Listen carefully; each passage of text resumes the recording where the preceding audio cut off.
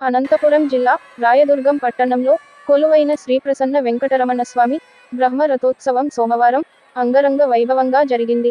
ఉదయం మడుగుతేరు అనంతరం సాయంత్రం 5 గంటలకు అశేష భక్తజనం నడుమ శ్రీవారి బ్రహ్మరథోత్సవాన్ని లాగారు.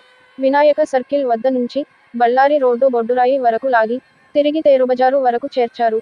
రథోత్సవానికి భారీగా భక్తులు తరలిరావడంతో పుర వీధులు కిటకిటలాడాయి.